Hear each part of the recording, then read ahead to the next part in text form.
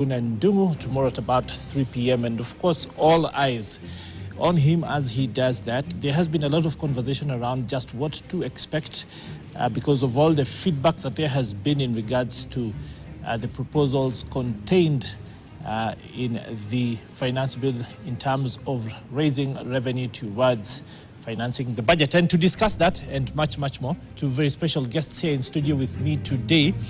On my left, Peter Jenga. He is Associate Director at Deloitte, an expert in customs, global tax and excise duty. And on my right, Beatrice Ndungu, Manager Tax and Regulation at KPMG. I hope I got that right, lady and gentlemen. Karibuni sana. I want to start with you, Beatrice. And what I want to do is really first go really basic, have a conversation about the budgeting process. A lot of people not really knowing what is going on. We used to see a budget reading being this thing where you'd be surprised with proposals which would become effective midnight and that sort of thing. This has since changed. Please take us through what that looks like now. Okay, so there's been a change in how the budget process really is. Previously, we would see the bill and the budget being read together. This was until 2021 when Okiya Mtata went to court and challenged the then finance bill because of being tabled at the same time with the budget. And the Constitution provides that... Yes, the 2010 Constitution. Yeah, the 2010 Constitution provides then that the finance bill needs to have been tabled before the budget is tabled. The finance bill is prepared by the National Treasury and presented to the committee at Parliament. And from the ruling in 2021, then the finance bill must be released constitutionally before 30th of April of any year, so that there is time for discussions around public participation, then before the budget is read. And that's the difference we're seeing now. We have seen... Is Parliament, is the Treasury, is the Finance Committee, are any of those legally bound to include the public participation that was put in the final result? Yeah, public participation actually is supposed to be throughout the process. We start with the submissions that are made, that for this bill were made towards late last year when the Treasury is drafting the bill and the budget as well. And public participation happens at county level, at national level, across all levels. And I think the one that gets most attention is the finance bill, the submissions to the committee that was happening over the last 2 weeks. That's what gets a lot of attention. But from the very beginning, when the National Treasury is coming up with the proposals to include in the bill itself, there is public participation. And stakeholders are invited to give their submissions on what they think should be included in the bill. I wanted to bring you in here, Peter, again, still on the basics, and to sort of demystify, because we see first there is a budget policy statement, there are revenue estimates, there's the appropriations bill, we have the financial, essentially the revenue raising proposals themselves. What does each of these documents do throughout this process? Well, thank you so much, Peter.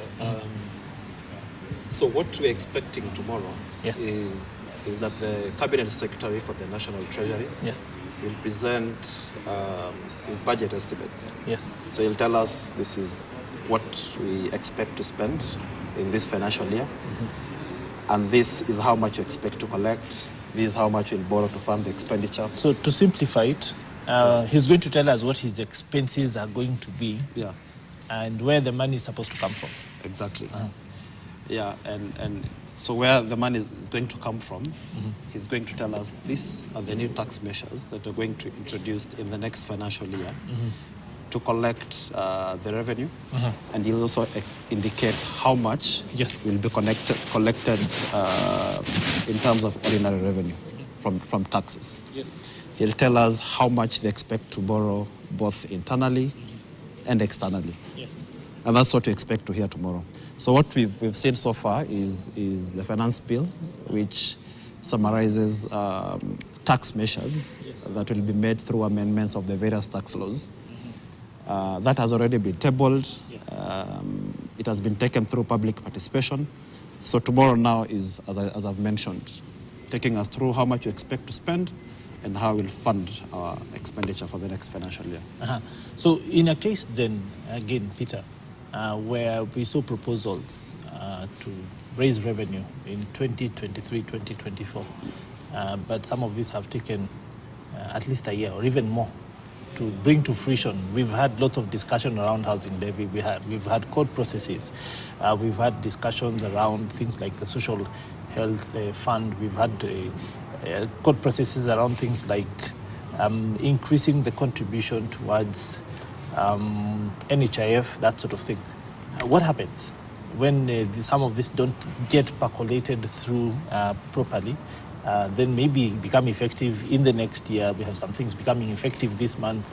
So what are people supposed to get from this? Yeah, and that's why we have public participation, so that the various stakeholders can provide their input on the various proposals that have been presented by the Cabinet Secretary.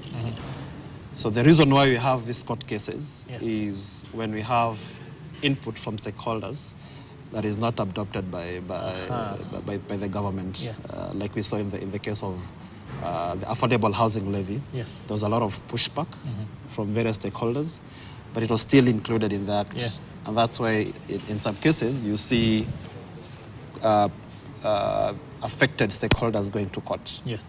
So our expectation is that having gone through public participation for about 2 weeks, is that the government will look into concerns raised by various stakeholders and adopt some of them.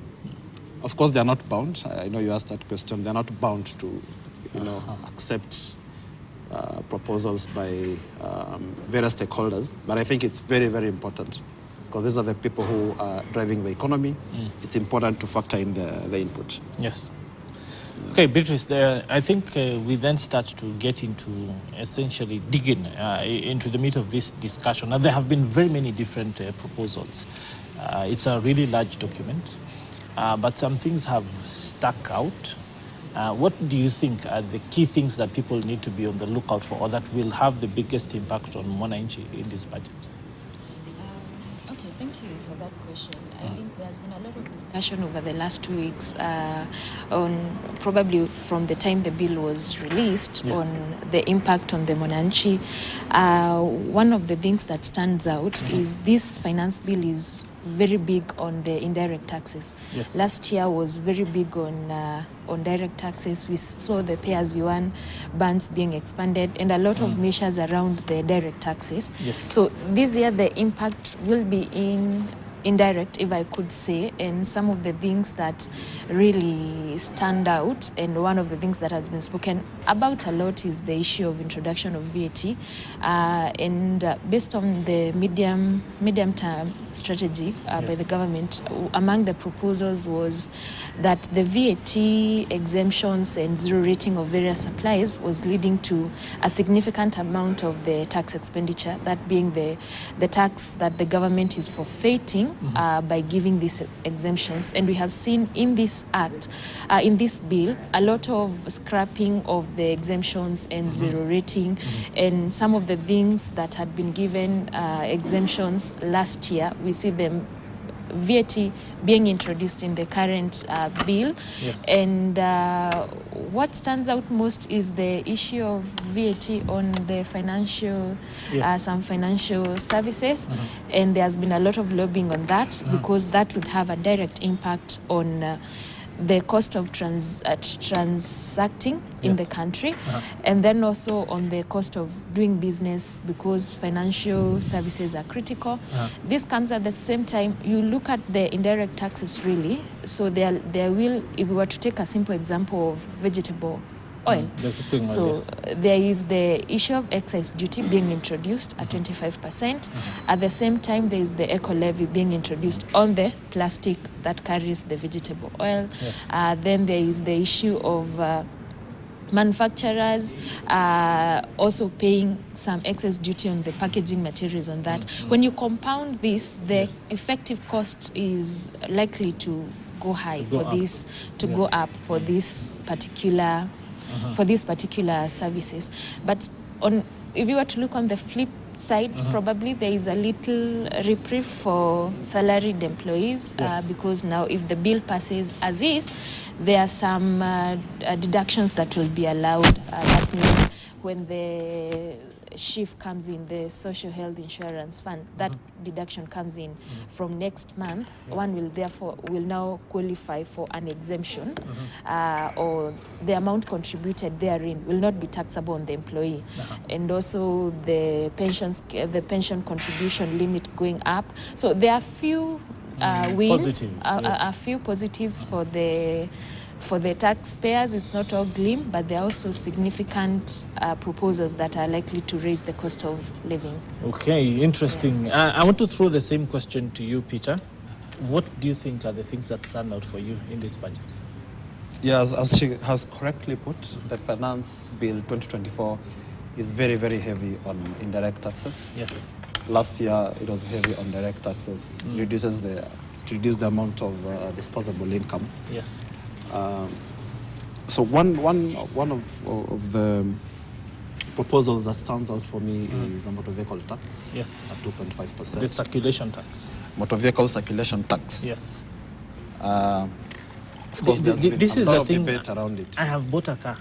Yeah. I have paid import declaration fee. I've paid things that literally amount to almost the total amount of the vehicle that I bought. Yeah. So we are lumping more tax onto this. Is heavily unpopular. Yeah.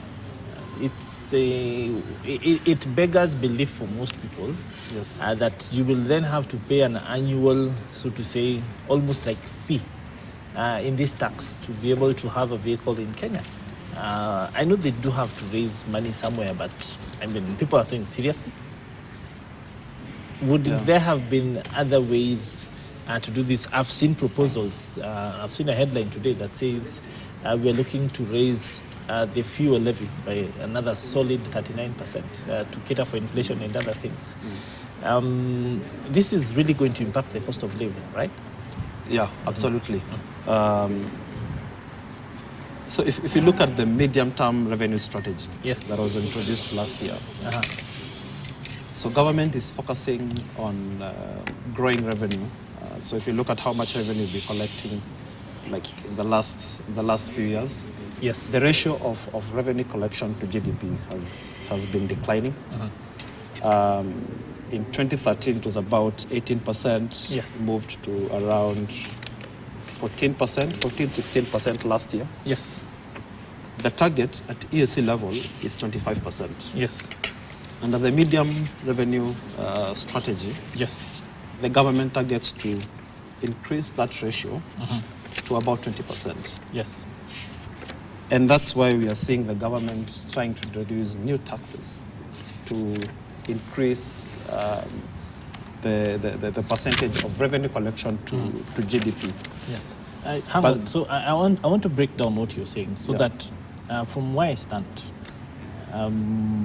the challenge the government is facing is because of rebasing the economy, right? Yeah.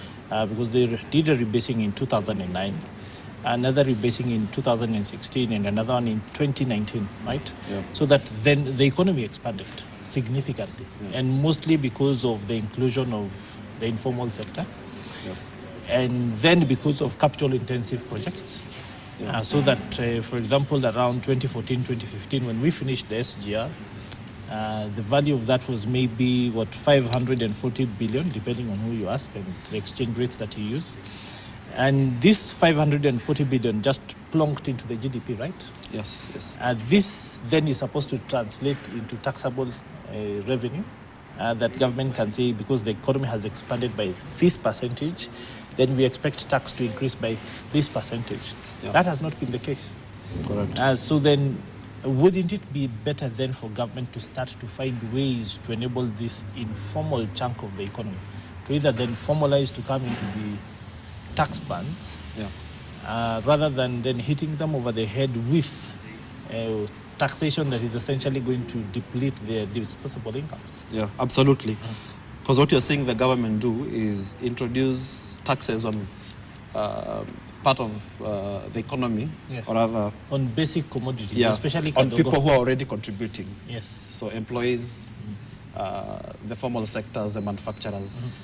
So most of these proposals and most of the taxes that are being introduced are mainly focused on persons who are already contributing to tax collection. Yes. And as you've correctly put,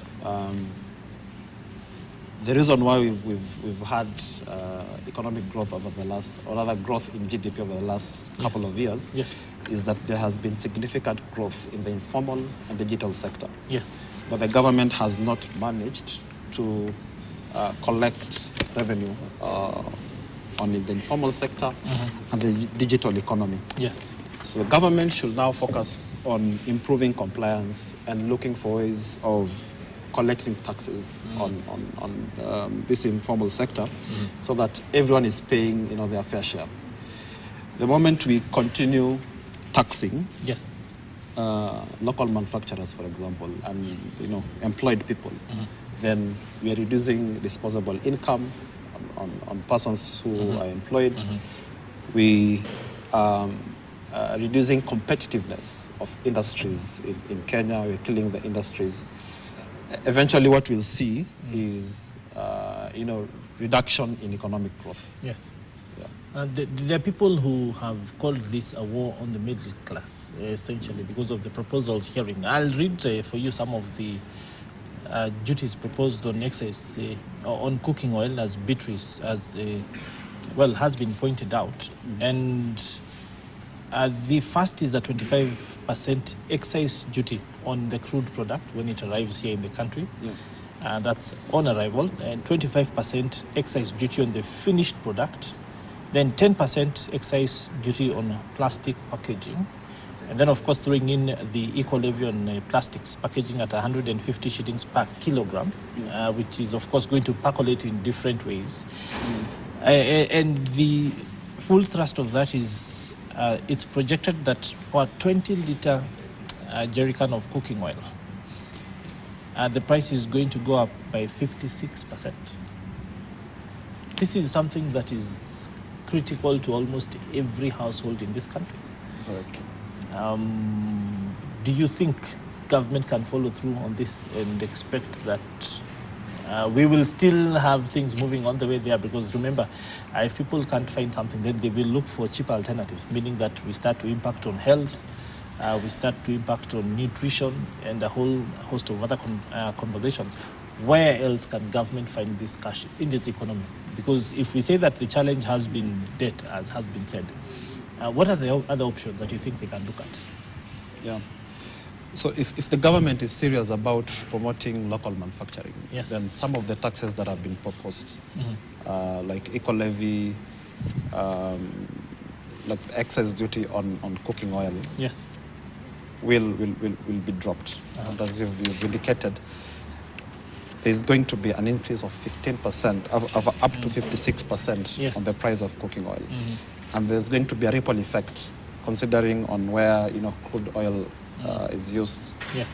Crude oil is used to manufacture of soap.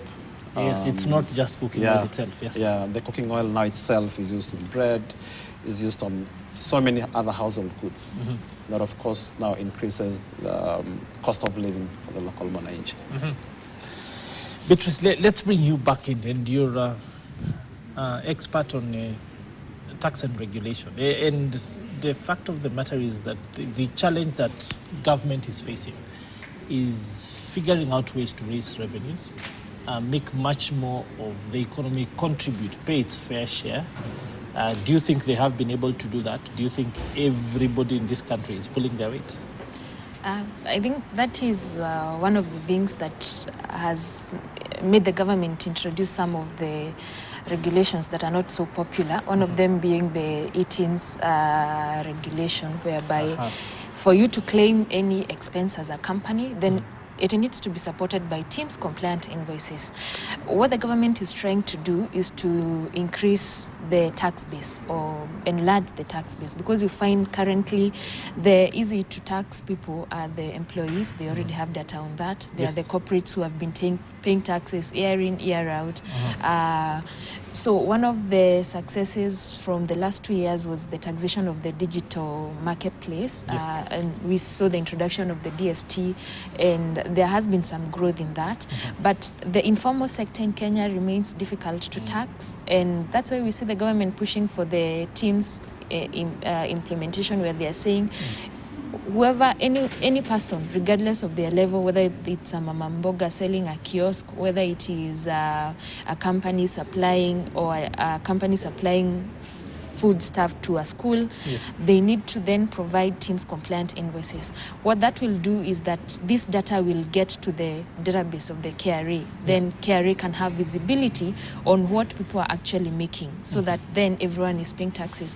And my personal opinion is that this would be the ideal way to go, because if you were to really look at a grocery in a semi-urban setup, probably this person could be trading with some hotels, and they are making, for argument's sake, let's say 2,000 per day. This person will not pay taxes, any direct taxes. In a month they are making about 60,000. Then there is a person who is working as in a factory but in this is industry overall revenue. Yeah, this is overall revenue. So there is another person working in industrial area, getting paid 30,000. This person is paying pay as you earn. They are contributing to NHIF. They will contribute affordable housing levy. Then they will also contribute to SHIF. The person with the glossary is really making more and paying less. Not necessarily the case, because if you break down the equation, sometimes a lot of high revenue businesses, in reality, you might find the efficiencies are also very high. And this person might actually be taking home less than 15,000 in reality, despite handling 60,000 shillings. How do you then start to make life better for this person by formalizing, improving their doing business environment, all the nice things that you can do to bring them into the formal economy? Why aren't we doing those things? I think the government's argument has been there is no money to do that. Let people pay taxes, then these facilities can improve, and the government can be in a better position to really improve the economy and the efficiency of services. So I think it's a difficult conversation. It's a chicken and egg question. Exactly, because it moves around. The businessman wants government make the economy better so that I can pay taxes. The government asks you pay taxes so that the economy can improve. It's a difficult conversation. You talked about the digital service tax. We've seen that being abolished. The proposal is to abolish it and introduce a 6% significant economic presence tax. Do you think that is sustainable? I think that jump. That is 4 times. So in 1 year, assuming someone has just started doing business in Kenya, they are paying tax at 1.5. Then overnight on 1st July, that is in a month, they are told you don't need to pay 6%. That is very, very high. That's a big jump. That's a big jump, and probably that's where the government may need to really put into place the proposals that are sat down and thought about in the national tax policy, medium-term strategy, so that an investor coming into the country can have some level of confidence that when I come and put up a business in Kenya, I can plan on when I break in even without this tax issue hanging on my head. A good example is assuming a company just opened a spirits company in Kenya. Alcohol. Beer is not very much affected, but spirits and such are highly affected. So they have simulations on what my costs will be, what my really, they sales, have yes. my sales will be this. This is what I'll sell my products with. Probably they are new entrant, so they need to reasonably price their commodities. Then the government comes and tells them, one, they introduce the issue of excise based on the alcohol content. That significantly affects them. And then there is the issue of you cannot really take excise relief. That means the excise that you paid, the Yes. excise duty that you paid on your raw materials, you don't get to get it It's back or to absolute, claim yes. it. That means that the effective cost of a unit of this product has gone up, and the cost itself has gone up. It puts into question this investor would want to wonder, am I likely to continue in this market? That uncertainty is a problem in itself. We'll come back to the issue of alcohol because it's a real sticking point. But Peter, you are an expert in global tax, the customs and the excise duty aspect. Do you think we are making Kenya an uncompetitive destination for investment, especially looking at the sort of things that we are seeing, especially this year? It seems that it's become consistently more expensive to do business in Kenya. When you throw in things like the cost of energy, when you then throw in the lack of predictability in the tax regimes, what do you think this is doing for our doing business environment? Yeah. So we've had a very difficult last 2 years due to the weakening of the Kenya shilling. The inflation has gone up due to things like war in the Ukraine and other the drought global we had, factors. yes. So introducing taxes on inputs used by local manufacturers then is not a welcome move. And what we've seen the current government and the previous government is say that they're focusing on encouraging investment in local manufacturing. But what we've seen in this finance bill and even in the previous finance act is the opposite in some cases. So an example is the proposed introduction of eco-levy, which is going to affect certain products which are considered by the government to be harmful to the environment. So we've seen products like diapers, like batteries, plastic packaging, which will attract eco-levy at very significant rates. So an example of batteries, which have been spoken about quite a lot in the last few weeks, the proposed introduction of eco-levy of, I think it's 150 shillings per kilo. Yes. So for example, if you're buying a battery, just a normal car battery, which weighs about 12 kilos, and you're paying eco-levy at, is it 150 or 750? 750 shillings per kilo. 750. So 750 by 12 is around 9,000 shillings. That battery sells currently at about 8,500. Yes. So you're talking about eco-levy that is more than... This moves to about 17,000. Moves to about 17,000 shillings. Same thing to batteries, solar batteries, which go for, which weigh 40 kilos. Yes, much larger. Yeah. So again, increasing the cost of those batteries by almost 100%. There's proposed introduction of excise duty on locally manufactured plastic packaging. We spoke about cooking oil.